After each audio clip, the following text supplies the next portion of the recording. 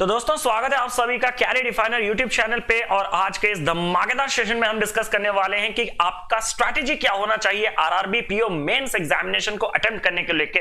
तो सबसे पहले ये दिमाग में ये चीज आता क्यों है कि पेपर अटेम्प्ट करने का स्ट्रैटेजी अजीब सा नहीं लग रहा।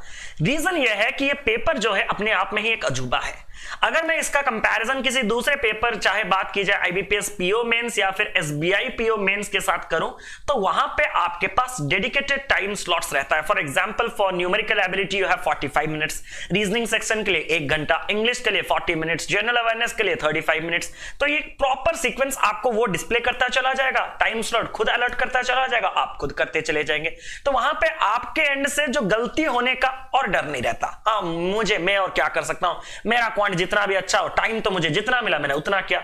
लेकिन यहां पे आपको बाद में अंदाजा होता है, ओ शिट, काश मैं क्वांट को थोड़ा ज्यादा टाइम दे देता।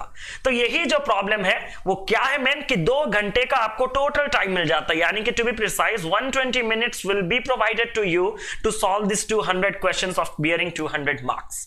तो यही चीज इस पेपर को अनोखा करता है। लेकिन इसका मतलब ये नहीं कि आप 2 घंटे पूरा दे दिए क्वांट और रीजनिंग को और फिर भी आपका पेपर सिलेक्शन नहीं होगा, क्योंकि आपका सेक्शनल कट ऑफ भी होता है। So we need to use this proper time slot in proper management. हम पूरा प्रॉपरली इसको मैनेज करेंगे जैसे कि सारे के सारे टॉपिक्स के सेक्शनल कट ऑफ भी क्लियर हो जाए, ओवरऑल कट ऑफ भी क्लियर हो जाए, एक अच्छे स्कोर तक पहुंच पाए।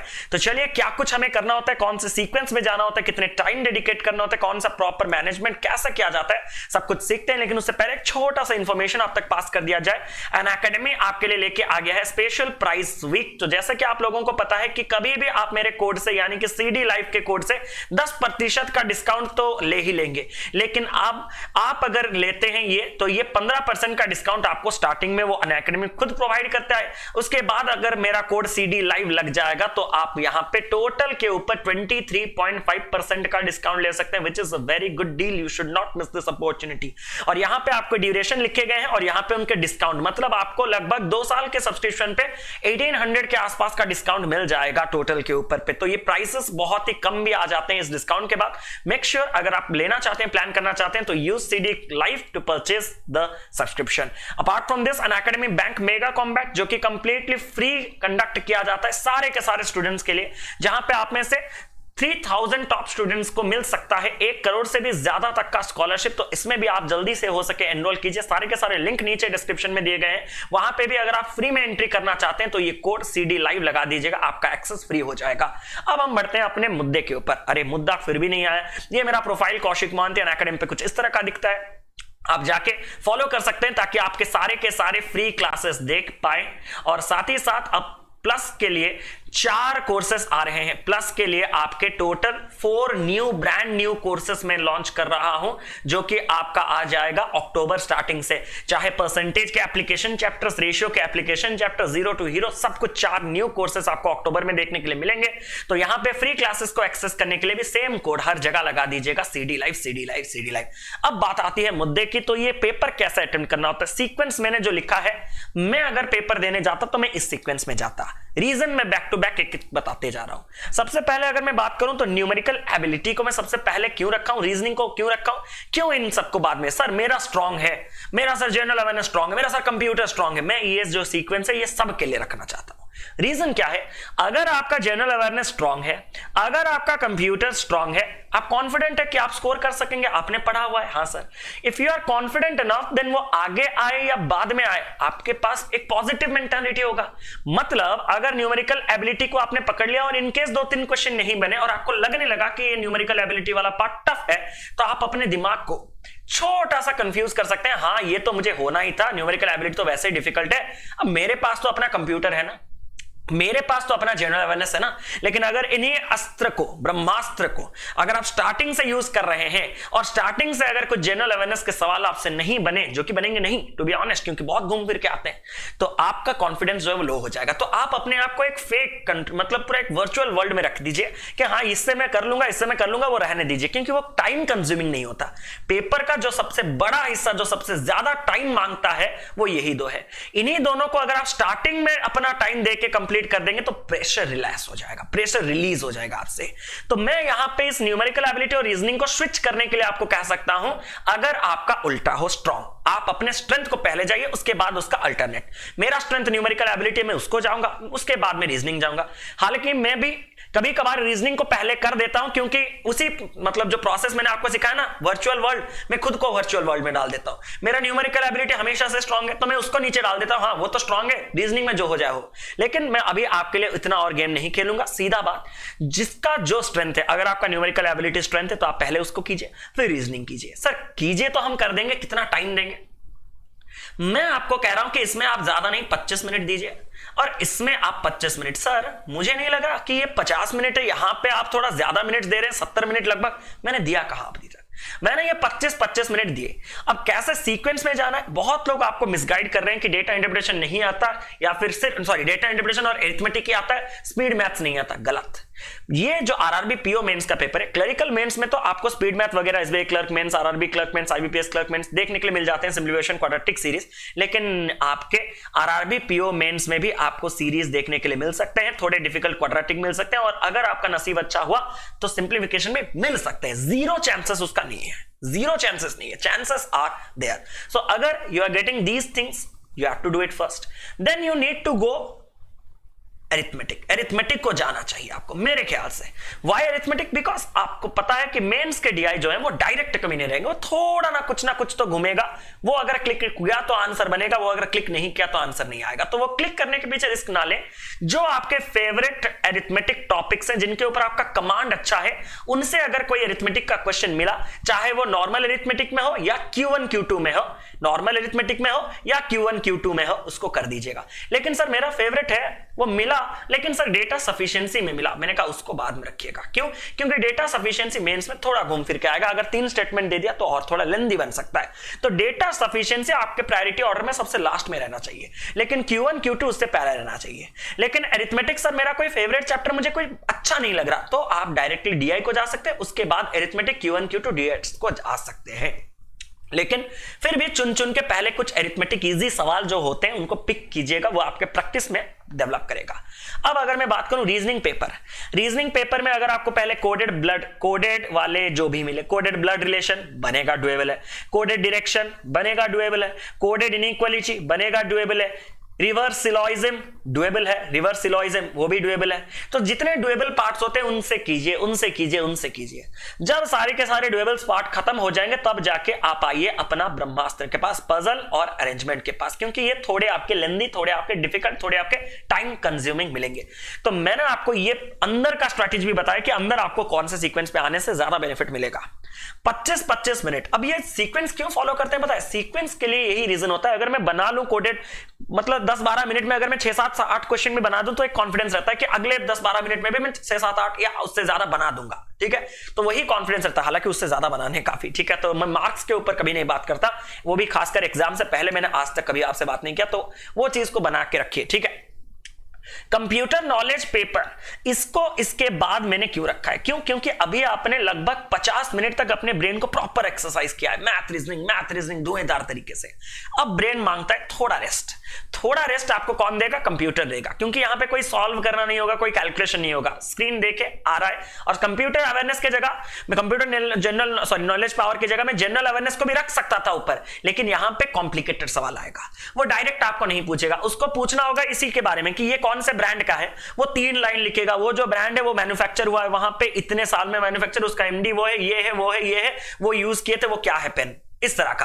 तो वो घूमने के लिए आपको थोड़ा फिर पेशेंस चाहिए। यहां तक आपने 50 मिनट कम पेशेंस नहीं गवाया होगा। ठीक है, तो इसीलिए मैं डायरेक्ट चीज पे आता हूं, कंप्यूटर नॉलेज। आता है कीजिए, नहीं आता है नहीं कीजिए। इसके लिए सर टाइम कितना देंगे? तो मैंने यहां पे दिया है आपको 25 मिनट, यहां पे दिया है आपको 25 मिनट, और यहां पे मैं आपको बोल रहा हूं कि 10 मिनट काफी होंगे 40 क्वेश्चन, अगर आपका रीडिंग रेट बहुत अच्छा है तो। लेकिन अगर आप रीडिंग प्रैक्टिस नहीं है तो आपको और 2-3 मिनट यहां पे एक्स्ट्रा देने होंगे। तो मैं यहां पे +2 लिख रहा हूं, एक्सट्रीम एंड 10 से 12 मिनट हार्डली आप जा सकते हैं।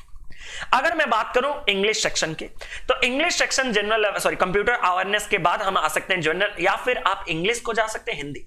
मैं टोटली अपनी स्ट्रैटेजी में इन दोनों में से कौन सा लेना है ना बताता हूं, ना मैं आप कमेंट करने से बता पाऊंगा, बिकॉज ये पेपर मैंने कभी अपने जिंदगी में देखा नहीं।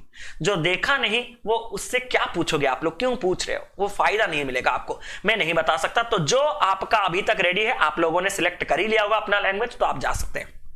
अब यहां पे अगर मैं होता तो मैं इंग्लिश सेक्शन जाता, तो मैं यहां पे कितना टाइम देता, मैं इंग्लिश के बारे में बात करता हूं क्योंकि हिंदी के बारे में मेरा आइडिया नहीं है टू बी ऑनेस्ट, कि मार्क स्कोरिंग होता है या कम होता है मुझे नहीं पता। इंग्लिश की अगर मैं बात करूं तो इंग्लिश एक अनोखा टॉपिक है। क्या अनोखा है? अगर मैं दिन रात बैठ के मैथ पढ़ूं, दिन रात बैठ के रीजनिंग पढ़ूं, दिन रात कंप्यूटर, दिन रात जनरल अवेयरनेस पढ़ूं, तो ये डायरेक्टली प्रोपोर्शनल होता है। हाँ भैया, मैंने जितना पढ़ा है उतने ज्यादा मेरे मार्क्स आने के चांसेस है, बट इंग्लिश में ये इनवर्स नहीं हो जाएगा। इंग्लिश में ऐसा कुछ डायरेक्ट प्रोपोर्शन का नहीं है। आप दिन रात पढ़ के भी आपके मार्क्स कम आते हैं, कभी कभार आप बिना पढ़े हुए भी कभी कभार ज्यादा मार्क आते हैं, मतलब क्या कहें, ब्लैक हॉर्स जो भी है आपके दिमाग में। तो इसीलिए मैं इंग्लिश सेक्शन के लिए आपको थोड़ा चीज गाइड करना चाहता हूं कि इस सेक्शन के लिए अगर आप कॉन्फिडेंट हैं तो बहुत अच्छी बात है, मुझसे और कुछ सुनेंगे नहीं, आप आगे स्किप कर चुके होंगे। अगर आप कॉन्फिडेंट नहीं है तो मैं आपसे कहूंगा कि 20 मिनट्स का हार्डली टाइम दीजिए ताकि एक सम्मानजनक स्कोर पे पहुंचे। और इसी का मैं सम्मानजनक स्कोर बता रहा हूं, किसी का नहीं बता रहा, इसी का ये बता रहा हूं। क्यों? क्योंकि मैं खुद सोचता हूं कि इंग्लिश में इतने बन जाए तो भगवान कसम मजा आ जाए। इसी तरह तो पूरी कोशिश कीजिएगा कि रीडिंग हैबिट करके जो भी आपका आरसी वारसी नहीं जाना, जो भी आपके स्कोरिंग टॉपिक, क्लोज टेस्ट वगैरह, जो भी एरर डिटेक्शन, छोटे छोटे पार्ट से 20 मिनट से लगभग 15 क्वेश्चन तो आसपास बनाने ही बनाने हैं। अगर ये 15 का आंकड़ा इनकेस 20 मिनट्स में नहीं छू पा रहा है तो जाके मैं 20+5 भी यहां पे अफोर्ड कर सकता हूं, बिकॉज मुझे सेक्शनल कट ऑफ भी पार करने हैं। और आपको पता है कि 15 करने से तो हम जितने अच्छे प्राणी हैं, कितने लोगों का 15 आउट ऑफ 15 आ रहा होगा वो हम सबको पता है। इंग्लिश एक चीज है जहां पे एक्यूरेसी हम क्या टीचर भी नहीं बता सकते, ठीक है? तो वो चीज गया। तो 20 मिनट्स में 15 का टारगेट अगर अचीव नहीं हुआ तो और 5 मिनट्स। मैंने और किसी का टारगेट नहीं दिया, सिर्फ मैंने इंग्लिश का टारगेट आपको दिया है, ठीक है? क्योंकि ये मेरा भी वीकनेस है, बहुत से लोग 70-80% बच्चों का ये वीकनेस है। अगर आप कॉन्फिडेंट हैं तो सर मेरे लिए तो स्ट्रेटेजी काम नहीं दिया, आप अपना 20+5 मिनट्स में मैक्स कीजिए। वही चीज कॉन्फिडेंस है तो लिमिटेशंस क्यों, 15 क्यों, 20 क्यों, 25 क्यों नहीं, 30 क्यों नहीं? तो आप अपना बेस्ट दीजिए जितना मैक्सिमम बन सके उस टाइम में। बाकी रहा जनरल अवेयरनेस, अगर इस जनरल अवेयरनेस के सेक्शन को मैं जाऊं तो यहां पे मैं पूरे के पूरे क्वेश्चंस को 15 मिनट में आराम से कर देना चाहिए। 15 मिनट्स में पूरा का पूरा पेपर बन जाना चाहिए। लेकिन अगर 15 मिनट्स में जनरल अवेयरनेस के सारे क्वेश्चंस रीड आउट में आपको टाइम लग जा रहे हैं तो यहां पे मैं फिर से आपको दे रहा हूं +3। अब सर मुझे थोड़ा बता दीजिए कि आप कहना क्या चाहते हैं। आप जो अजीबो गरीब टाइम, ये मैंने पहली बार देखा, आप थोड़ा दिखा दीजिए। मैंने कहा अभी तक 25+25 50, अगर मैं यहां पे एक्सट्रीम लूं 12, 25 37, 18 45 55, तो यहां पे मेरे पास अभी तक 50 और नीचे से 55 यानी कि 105 मिनट ही यूज किए गए हैं। अब बाकी का मेरे पास है 15 मिनट्स। अब ये 15 मिनट्स आपको सबसे पहले क्या हेल्प करेगा पता है? सारे सेक्शन आप घूम चुके हैं, स्टार्टिंग में आपके दिमाग में है कि मेरे पास 15 मिनट्स एक्स्ट्रा रहेगा, तो वो एक अलग ही कॉन्फिडेंस रहेगा कि मैं सारे सेक्शन को घूमने के बाद, जितना करने के बाद मेरे पास फिर 15 मिनट बचा। टू बी ऑनेस्ट भैया, अगर वाकई में आपने कंप्यूटर पढ़ा होगा तो वापस कंप्यूटर को आप मरते दम तक नहीं आएंगे। 10-12 मिनट में जितना लिपटाना होगा आपने लिपटा लिया होगा। जनरल अवेयरनेस अगर आपने पढ़ा होगा तो जनरल अवेयरनेस भी आपने 18 मिनट में पूरा लिपटा दिया होगा। इंग्लिश तो घूम फिर के कोई वापस आता नहीं है, क्योंकि आपको अपना वक्त बर्बाद करना किसी को अच्छा नहीं लगता, ठीक है? अब रहे बाकी मेरे पास 2 सेक्शन। कॉन्फिडेंस मिला, एक मेरे पास टाइम है एक्स्ट्रा, तो इसके लिए मुझे कॉन्फिडेंस मिला, ये पहला है। सेकंड जो चीज मैं आपको बताना चाहता हूं कि इन सवालों में अगर कोई सवाल आपको लेंदी लगा हो तो उन सवालों को आप मार्क फॉर रिव्यू करके रखेंगे, जिनको आप बाद में रेफर कर सकते हैं कि हाँ इमीडिएट एक्सेस के लिए कि वो सवाल मुझसे बनता लेकिन उस पॉइंट पे नहीं बना था तो मैं उसको बाद में देखूंगा। अक्सर क्या होता है कि 25 मिनट के टाइम स्लॉट पे आप मार्क फॉर रिव्यू पे नहीं आ सकते। अक्सर आप 25 मिनट का टाइम स्लॉट, ऐसा कोई बंदा आज तक पैदा नहीं हुआ 25 मिनट एक सब्जेक्ट को दे रहा है, 23 मिनट के बाद वो मार्क फॉर रिव्यू जा रहा है, कोई नहीं जाएगा। वो आपका मेंटालिटी, क्योंकि 25 मिनट में आप पेपर ही घूमे नहीं होंगे, अभी तक आप पेपर ही कंप्लीट एक बार घूमे नहीं होंगे। अगर आप पेपर ही कंप्लीट एक बार घूमे नहीं होंगे तो आपका मन कभी मार्क फॉर रिव्यू पे नहीं लगेगा, पेपर को एक बार घूमने पे लगेगा। तो 25 मिनट में आप इस मार्क फॉर रिव्यू को अगर नहीं कर पाते हैं, इसका तो बेकार हो गया, वेस्ट हो गया। तो बाकी के 15 मिनट में मैं इसको डायरेक्टली एक्सेस आ सकता हूं। हाँ, ये कुछ सवाल है जो मुझसे बनेंगे, बने नहीं थे या फिर लेंदी थे, अब बना सकता हूं इस टाइम स्लॉट में एक्स्ट्रा रिवार्ड से। सेकंड चीज, क्या ऐसा जरूरी है कि आप numerical ability last year easy आया था तो इस बार भी इजी आएगा? नहीं सर, इस बार हो सकता है इजी रीजनिंग आएगा, न्यूमेरिकल एबिलिटी डिफिकल्ट आएगा।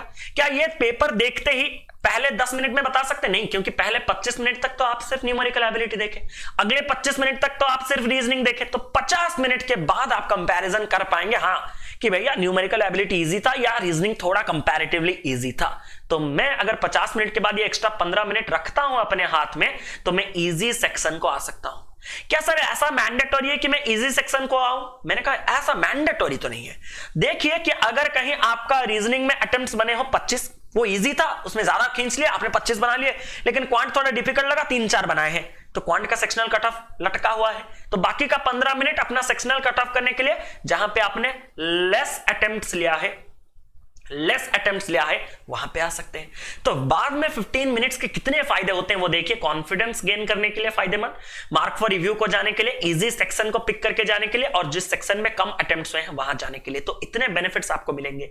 तो इसी वजह से मैं आपको ये प्रॉपर स्ट्रैटेजी कह रहा हूं कि इसी स्ट्रैटेजी पे आप लोग जाइएगा। मैं एक बार आपको ओवरव्यू, क्विक ओवरव्यू बता देता हूं। यहां पे आपको देने 25, यहां पे आपको देने 25, यहां पे आपको देने हार्डली 12, यहां पे हार्डली देने आपको 25 मैक्स 25, बहुत ही ज्यादा दे दिया, और यहां पे हार्डली आपको देने 18। टोटल अगर मैं ऐड करूंगा तो 105 है, फिर भी आपके पास 15 है। वो 15 को आप प्रॉपर्ली यूज कीजिएगा न्यूमेरिकल एबिलिटी और रीजनिंग में।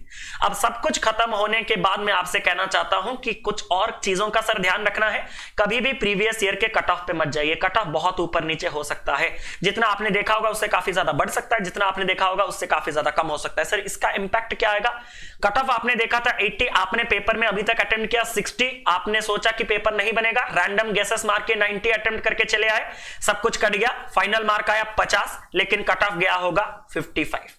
तो 60 में से आपको 55 मिल जाते। तो यही चीज होता है, मेरे साथ भी पास्ट में ऐसा हुआ है जब मैंने 2016 में पेपर दिया था IBPS PO का। ऑनेस्टली बोल रहा हूं, अगर कट ऑफ आपका थोड़ा कम दिया गया होगा तो आप 60 दिया है, आप अगर 80 अटेम्प्ट कर देंगे, हाँ भैया 60 है कट ऑफ, मैंने तो 80 अटेम्प्ट कर दिया, तो गया गड़बड़। क्यों? इस बार का पेपर इजी होगा, शायद कट ऑफ 90 जाए। तो कट ऑफ के ऊपर कभी मत रहिएगा। प्री डिटरमाइंड कभी ये मत सोचिएगा कि मैं इससे इतना बनाने के बाद इधर जाऊंगा, इससे इतना बनाने के बाद नहीं। आप टाइम को ही मैनेजमेंट कीजिए, नंबर ऑफ क्वेश्चंस को कभी मैनेज मत कीजिए, क्योंकि नंबर ऑफ क्वेश्चंस डिपेंड करता है एग्जामिनेशन का लेवल के ऊपर। लेवल इजी है तो अपने आप अटेम्प्ट्स बढ़ेंगे, लेवल डिफिकल्ट है तो अपने आप पेपर इजी, मतलब questions number of attempts decrease हो जाएंगे। तो ये सब चीजें पेपर को जाने के बाद ही पता चलेगा, उसको प्री डिटरमाइंड कभी मत करके जाइएगा। और हाँ, एक और चीज फाइनल बता रहे हैं कि अगर आपका न्यूमेरिकल एबिलिटी में बहुत ही ज्यादा कुछ नहीं हो रहा है तो कॉन्फिडेंस मत हारिएगा, आगे आपके पास ये दोनों बेनिफिट रहने चाहिए, कंप्यूटर और जनरल अवेयरनेस। तो इन दोनों चीजों को थोड़ा अच्छे से पढ़ के जो बच्चा गया होगा ना, ऑनेस्टली स्पीकिंग मेरा ये दोनों पार्ट बहुत स्ट्रांग थे, फिर भी मेरा हमेशा सिलेक्शन नहीं हो पाया था। ये मार्क्स में आपके साथ बहुत बार शेयर किया हूं, मेंस में मार्क्स, फिर भी मेरा सिलेक्शन नहीं हुआ। क्यों? क्योंकि ये दोनों पार्ट जिसके बहुत ज्यादा स्ट्रेंथ होते हैं उसको बहुत एडिशनल बेनिफिट होता है। तो मेरे ख्याल से आपने इन दोनों पार्ट्स के ऊपर अच्छा कमांड हासिल किया होगा। तो मेरे ख्याल से मैंने अपने शेयर किया अपना जो पर्सनल स्ट्रैटेजी होता है। तो बस उम्मीद करता हूं कि आपको ये स्ट्रैटेजी पसंद आया होगा। मेक श्योर कि आपने इसको एक थम्स अप दे दिया होगा, और साथ ही साथ आपके जो भी क्वेरीज हैं कमेंट बॉक्स पे ड्रॉप कीजिएगा। मैं पूरी कोशिश करूंगा उस कमेंट को लेकर उस क्वेरी को रिजॉल्व करने की पूरी कोशिश में करूंगा। तो बस यही कह के आज के सेशन को एंड करते हैं। Thank you so much guys for being with me for such a long time. और हाँ, all the best for your mains examination. बढ़िया से कीजिए, let's crack it. Thank you so much.